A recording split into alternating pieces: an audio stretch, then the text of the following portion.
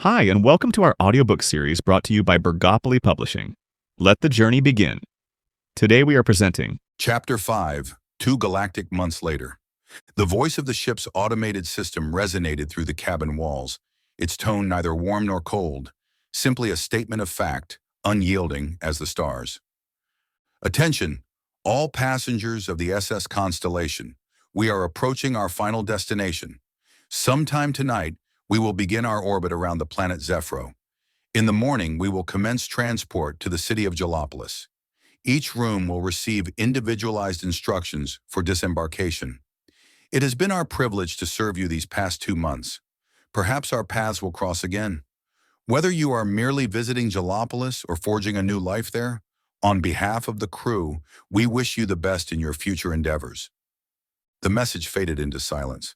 For a moment, nothing stirred in the small, well-worn room where 3 students lingered in the quiet weight of transition. Tom sat slouched at his desk, head in his hands. Finally, I don't think I could take another second of Professor Jenkins. Across from him, sprawled lazily across the bed, Chi barely looked up from her tablet. You know he's still going to be teaching our history class planetside, right? She flipped onto her stomach, resting her chin on her arms. Tom slowly raised his head, narrowing his eyes at her, a silent moment of betrayal passing between them.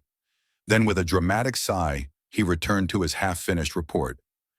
They told us that once we get settled in, we'll start our occupational classes, John said absently, his eyes skimming the glowing text on his tablet. He hadn't looked up for most of the evening, absorbed in something that wasn't nearly as interesting as the subtle smirk playing at the edge of his mouth. Tom turned again, expression incredulous. I must have missed that part. What kind of classes? Chi arched an eyebrow, her voice measured. Occupational classes. She let the words hang in the air before continuing, deliberately slow, as if explaining something to a particularly dull child. You know, the thing we signed up for? Free education in exchange for mandatory service? Tom blinked. Yeah, I remember that, he muttered, though his tone betrayed him. John chuckled, finally looking up. Are you sure? Tom hesitated. No, actually, my parents never told me that part. She sat up, her interest piqued. Wait, you're kidding. Nope. Tom leaned back in his chair, stretching. They handled everything, booked me in, packed my stuff, shoved me on the shuttle, and that was that. I just assumed I was going to school. Chi frowned, shaking her head. I can't believe your parents would do that to you. Believe it, Tom said dryly. This is just how they operate. When I was a baby, they left me at the store, just abandoned me right there in the toy aisle. 3 days I was there, playing with action figures before someone finally noticed me. Chi scoffed. That's ridiculous. No, it's true. Tom nodded solemnly. Trauma like that leaves a mark. That's why I remember it. Chi crossed her arms. How do you remember something from when you were a baby? Tom didn't miss a beat. It was that bad. John snorted, shaking his head. And you're saying you were there for 3 days before anyone noticed? Chi pressed, her skepticism unwavering. Tom gave a dramatic sigh. You doubt me? After everything we've been through? I know you're lying, Chi countered. Tom placed a hand on his chest, mock wounded. And here I thought we were friends. John, smirking behind his tablet, chimed in. She's too smart for you, buddy. Besides, that was a stupid story. Tom shot him a glare but didn't argue. Chi clicked her tablet off with finality. Well, I'm done for the night. Big day tomorrow. She slid off the bed, stretching. See you 2 in the morning. John gave a casual wave without looking up. Night. Tom, still feigning injury, lifted his hand weakly in farewell. Chi stepped out into the corridor, letting the door slide shut behind her. The room was quiet again for a moment, save for the ambient hum of the constellation systems. John glanced up from his tablet. 3 days, huh? Tom tilted his head. Might have been 2. John chuckled and turned back to his reading. Tom leaned back in his chair, staring at the ceiling. He hadn't been lying. Not entirely. Maybe not the toy aisle, but the feeling of being left behind? That part had always been true. Outside, the ship drifted closer to its destination, and below them, unseen but waiting, The planet Zephro turned in the silence of the void. A new world, a new life. And for better or worse, there was no turning back now. By morning, the corridors of the constellation thrummed with the quiet energy of departure. The final day aboard the great ship had come, its passengers now poised between one world and the next. Tom leaned against the cold metal wall outside the dining hall, arms folded as he regarded his two companions with a smirk. "Ready for our last breakfast aboard this tub?" John glanced at the time display embedded in the panel beside him. "We'd better make it quick. Transport leaves in an hour." Tom jerked a thumb upward, motioning toward the cafeteria dome.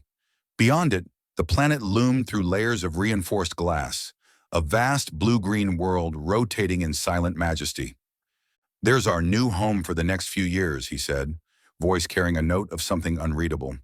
Chi's breath hitched as she looked up. Suspended in the void, Zephro seemed too large, too present, a world that demanded acknowledgement. "It's huge," she murmured. Tom nodded. "Twice the size of Zemia?"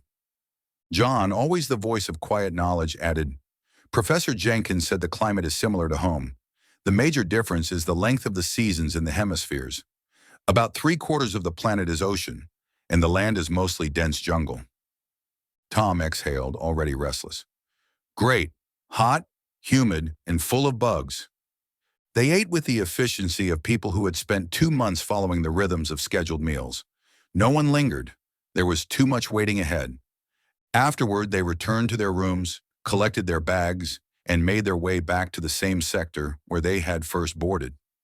The process was reversed now, a quiet mirror image of the day they had arrived. The crowd of students pressing toward the shuttle bay was thick with voices, a mixture of excitement and fatigue. A subtle shift had settled over the passengers when the constellation began its slow drift into orbit. There was no going back now. As they lined up for boarding, the roar of the shuttle's engines sent vibrations through the floor. Once inside, the energy of the crowd changed.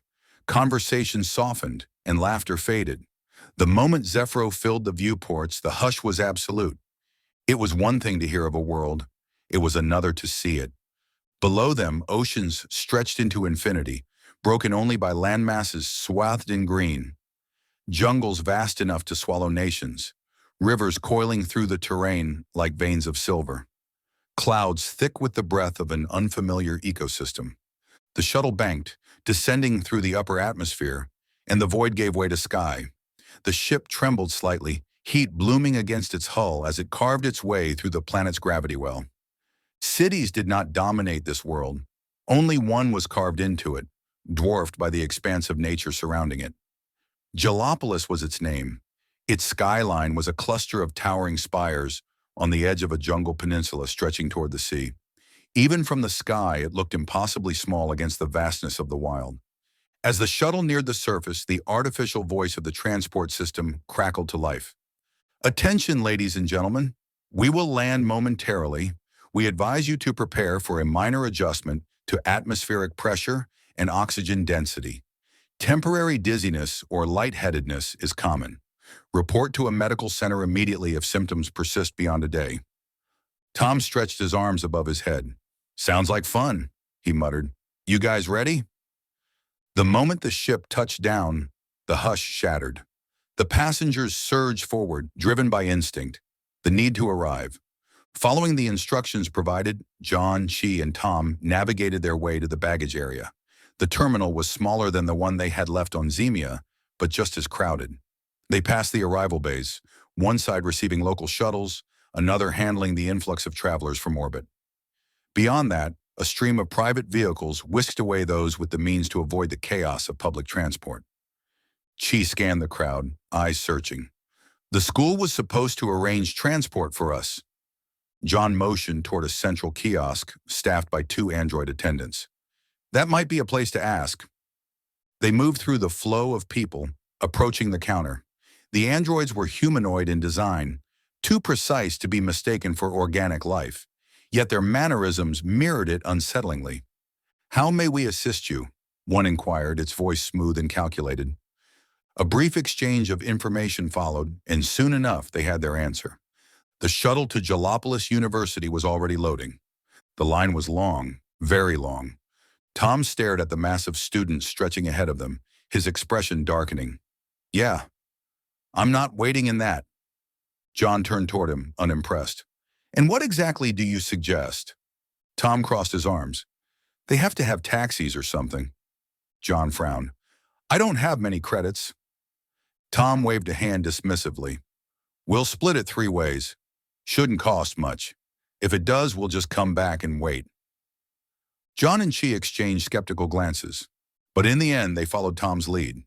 The air outside the terminal was thick with motion, vehicles lifting, descending, gliding along invisible paths dictated by unseen forces. The scent of fuel and synthetic lubricants mixed with the filtered air of the transit hub was a reminder that this world, for all its natural expanse, was still tethered to industry and the movement of travelers. Yellow transport pods lined up in neat succession, some stationary, others rising smoothly into the air before slipping away into the sky. The efficiency of the system was mechanical and impersonal, until the moment it required a price. Look over there. John gestured toward a queue of vehicles. Those look like taxis. Tom grinned, triumphant. See? Told you. Chi, ever the negotiator, approached the stand where a man in a standard-issue gray uniform watched the ebb and flow of passengers with disinterest. Excuse me, she said. How much is a taxi to Jalopolis University? The man barely glanced at her before consulting his screen. 50 credits. John recoiled. 50 credits? He turned to Chi. That's ridiculous. The attendant lifted a single brow. Take it or leave it. Who's next? Chi exhaled sharply. Let's go back and get in line for the shuttle. As they turned to leave, a voice slipped into their midst like silk. But why pay so much for so little? They turned toward the speaker. A man stood just off to the side, hands folded behind his back, his posture relaxed but deliberate. His long, curling black hair shimmered slightly, almost wet-looking, framing a lean face with sharp, fox-like features. His attire, loose, flowing purple silk, was an intentional statement, the kind worn by men who understood the power of suggestion. The taxis here are a business, he continued smoothly, his voice carrying an air of practiced refinement. An expensive business. I, however, am a man of service. I can provide that service for half of their price. Tom stepped forward, intrigued. How much to take us to the university? 30 credits, the man replied without hesitation. He smiled at Chi, revealing a single gold front tooth, a half-moon etched delicately into the surface. Tom narrowed his eyes. You said half the price. They wanted 50. The man rubbed his neatly trimmed black goatee as though considering Tom's words deeply. Then suddenly he laughed, a full, boisterous sound that echoed over the din of the transit hub. You drive a hard bargain, my good friend, he said. 25 credits then. A fair deal, yes? He gestured toward a moving walkway that extended away from the terminal. Come, my taxi is waiting. They stepped onto the conveyor, gliding smoothly past the lines of standard transports. The further they moved from the main terminal, the thinner the crowds became. Tom leaned in toward his companions, whispering with an air of confidence, Stick with me. I know what I'm doing. The man glanced back at them, his gold tooth catching the light. Have any of you been to Jalopolis before? No, Tom said easily. First time for all of us. The man nodded knowingly. First-year students, then. Tom folded his arms. So what's there to do in this town? The man spread his hands in a grandiose gesture. Jalopolis, the frontier outpost that blossomed into an empire of steel and glass. A place where the ambitious and the reckless alike carve their fortunes. His voice took on a storyteller's rhythm. This city is alive, my friends. It attracts beings from everywhere. There is nothing you cannot find here. Entertainment, danger, indulgence, opportunity. Tom nodded approvingly. Good. We'll check it out once we're settled. John smirked. Not much time for that. Tom glanced at him. What do you mean? Because we have occupational classes to attend the moment we arrive, Chi reminded him. Remember? Tom shrugged. So? John gave him a light pat on the shoulder, amusement flickering in his eyes. Buddy, I hate to break it to you, but they're shipping us into the jungle to survey potential expansion sites. Tom frowned. How do you know that? John grinned. Read the brochure your parents never showed you. Tom groaned. How long is that supposed to last? Pretty much the whole time we're here. Before Tom could protest further, their escort gestured toward a vehicle parked on the outskirts of the transport lot. Ah, here she is, the man declared, patting the side of the craft as though introducing an old friend. Chi hesitated, leaning slightly toward John. Does it fly? The man turned, his small round glasses reflecting the light as he peered over them. I heard that, he said with mock offense. I will have you know, this beauty has been mine for years. She has custom modifications. Her speed, her handling, unmatched in this city. He pressed a control in his hand, and the doors slid open to reveal an interior of lush carpeting and wide reclining seats. The contrast between the vehicle's worn exterior and its luxurious interior was stark. He spread his arms, beaming. And here she is, your chariot. John studied it for a long moment. It looks, interesting. Tom, undeterred, grinned. Exactly what we wanted. Chi hesitated, her instincts tugging at something unspoken.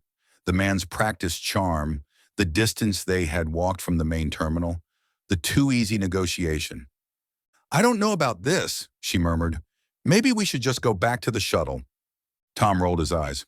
Come on, this is perfect. John nodded. Yeah, let's just go. Reluctantly, Chi followed them inside. The seats swallowed them in a luxurious embrace, far more comfortable than anything she had expected. The doors sealed with a gentle hiss. The man slid into the driver's seat, hands fluid on the controls. With a low hum, the vehicle lifted, hovering just above the ground. He circled smoothly out of the lot, taking a wide arc around the terminal before setting a course toward the city. Through the windows, Jalopolis stretched ahead, gleaming towers rising from the jungle's embrace, threading the border between civilization and wilderness. The taxi cut through the air, silent and effortless. Chi glanced at the man in the driver's seat. He was humming now, something slow and unfamiliar. The half-moon on his tooth caught the light as he smiled. She swallowed. Maybe she had been right. Maybe they should have taken the shuttle. The city's light still flickered behind them, a golden glow receding like the last remnants of safety. Chi pressed her face against the window, eyes scanning the darkness beyond. There were fewer buildings now, the skeletal outskirts of Jalopolis thinning into the wilderness. How far are we from the city? She asked, a thread of uncertainty in her voice. I don't see anything out here. From the front, their driver's voice floated back, smooth as ever. Taking a shortcut. Should have you there soon. The university and the terminal are on the city's edges. No need to worry. Tom peered from one window to the other, his gaze shifting between the vanishing city lights on one side and the endless abyss on the other. It's weird. If you look out this window, it's bright as day. But the other side, he exhaled sharply. Total darkness. No stars, no horizon. Just nothing. He shook his head. Hard to believe we woke up a few hours ago, and now it's already night. Thanks for listening to Chapter 5 of Into the 6th Millennium, The Invasion of Zephro. If you enjoyed it, be sure to like and subscribe so you don't miss future audiobooks. You'll find links below to get the book, explore more titles from the series, and grab official merch. We've also included some affiliate links to the tools we use to bring this project to life.